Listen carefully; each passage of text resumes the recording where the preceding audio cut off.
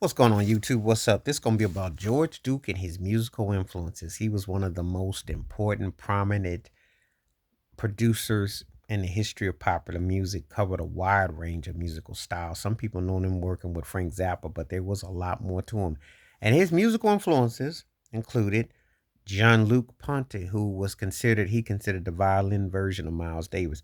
Miles Davis was another one, obviously a big because of the versatility, the range, and changing of the culture of the music.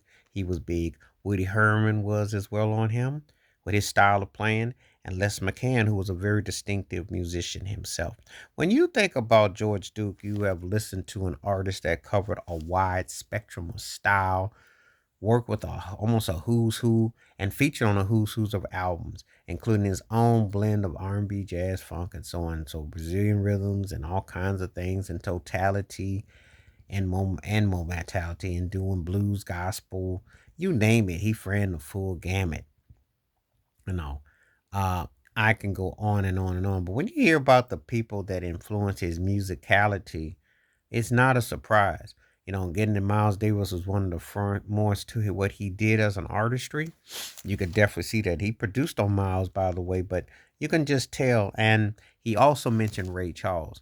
Now, you obviously going to be versatile and you're going to go to school on something. Well, you got to go to school with Ray Charles because Ray Charles was the one that was the front man as far as you versatility and your style when you are the father of R&B and a man who encompassed all kinds of styles. So it's only fitting when I did this research and then I was thinking about all his music because remember Brazilian Love Affair, and when you think about Reach For It and all the songs, just the different textures and harmonies and the productions he did on Jeffrey Osborne with A Taste of Honey with Sukiyaki, uh when you think about that and the stuff he did with Denise Williams, and his soundtracks, his scores, just the appropriate different variations, his work with Stanley Clark. I mean, when I listened to George Duke, I think there was no limit to the man, you know. And he's one of those guys that just he hit in so many different levels and different styles and different eras and ways. And that's not talking about the Frank Zappa material that he did, but his influences and his reach and his trajectory is almost unmatched. There's very few people that you can put on that. I mean, you can say somebody like a Herbie Hancock. There's a few. Quincy Jones, obviously, when he's styling. But to make that all work and to hit it in variations and to hit it upon decade and be a studio musician and to do all that, it's amazing. It really is. And he left a lasting impact.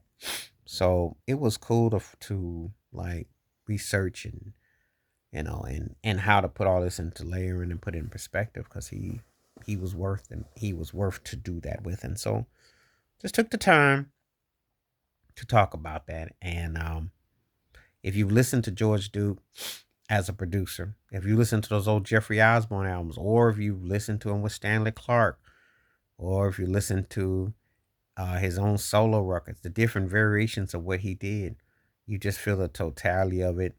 You're definitely exploring something. His uh, smooth jazz records. I mean, I'm just really like the full gamut of what he done.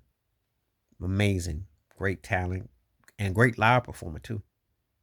A lot of session work. Please like, subscribe, welcome thoughts, comments, and I do respond. Thank you. Wash your hands. Keep your mind clear. Watch out for another. And if you request these videos, I will request things on your membership. I will definitely get your request through. Appreciate you. Stay safe, stay blessed, stay woke, stay free, and more peace.